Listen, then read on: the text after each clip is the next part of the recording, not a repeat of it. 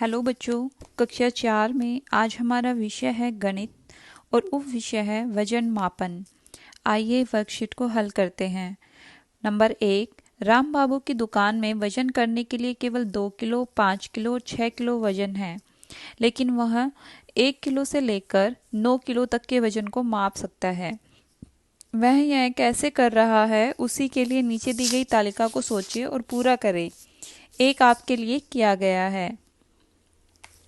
मापे जाने वाली वस्तु का भार है 1 किलोग्राम। तराजू के एक पलड़े पर भार उसने रखा 6 किलो। तराजू के दूसरे पलड़े पर भार रखा मापी जाने वाली वस्तु के साथ में, उसने वजन रखा 5 किलो। तो दोनों का डिफरेंस हो गया 1 किलो।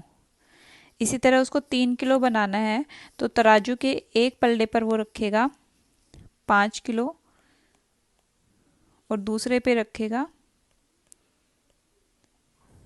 2 किलो। तो डिफरेंस हो जाएगा 3 किलो। 4 केजी बनाने के लिए वो एक पलड़े पर रखेगा 6 केजी, दूसरे पे रखेगा 2 केजी और डिफरेंस हो जाएगा 4 केजी। 7 केजी के लिए वह 5 केजी और 2 केजी एक पलड़े पर रखेगा।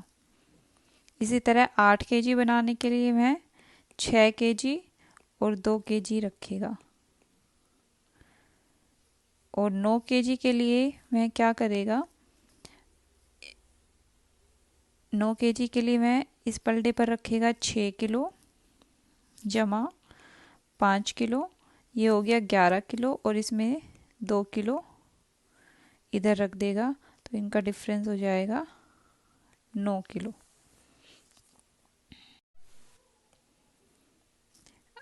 दूसरे क्वेश्चन पे चलते हैं। खालिस्तान भरे चावल 10 किलोग्राम है, इसके लिए इसने यूज़ किया है 1 2 3 4 5 5 बट्टे यूज़ किए हैं, तो एक बट्टे का वजन होगा 10 किलोग्राम की बोरी तोलने के लिए, तो 10 भाग 5, एक बट्टे का वजन हुआ 2 किलोग्राम।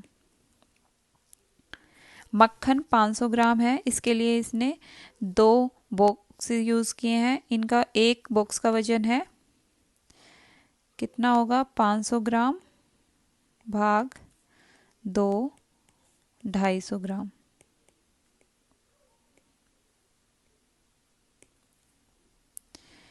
प्रश्न 3, यदि सभी सेब का वजन समान है और दोनों बैंगन का वजन समान है और इसके अलावा पहले और दूसरे पलड़े में वजन तीनों तराजुओं में बराबर है, तो फिर तीसरे तराजू में कितने सेब वजन और संतुलित करेंगे। तो देखिए, पहले वाली तराजू से हम देख सकते हैं कि इधर 3 सेब रखे हुए हैं और उधर की साइड एक आम और एक सेब रखा हुआ है। तो हम इसमें से हमें पता चल जाएगा कि अगर हमें एक आम का वजन निकालना है तो एक आम का वजन होगा 2 सेब के बराबर। ठीक है, 3 सेब और घटा 1 सेब, 2 सेब। दूसरे वाली तराजू से हमें पता चल रहा है कि पहले में देखो एक आम रखा हुआ है और 2 सेब। जैसे हमें पता है कि एक आम का वजन है 2 सेब, तो पहले पलड़े में हो गए टोटल 4 सेब बराबर है 2 बैंगन।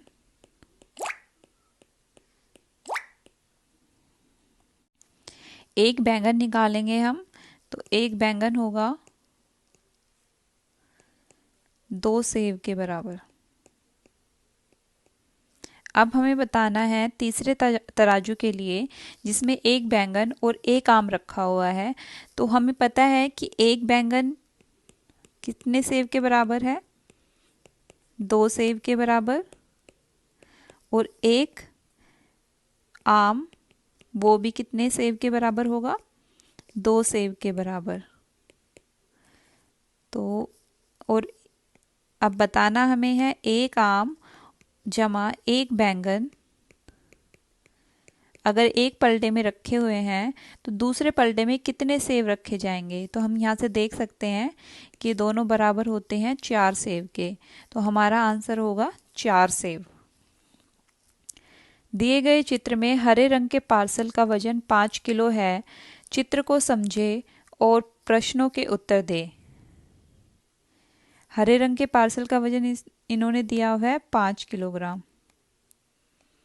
ठीक है, अगर हरे रंग के पार्सल का वजन 5 किलोग्राम है तो इसमें से हम 9 किलोग्राम और 400 ग्राम में से 5 किलो घटाएंगे तो हमारे पास नीले रंग के पार्सल का वजन आ जाएगा, जो कि होगा 4 किलो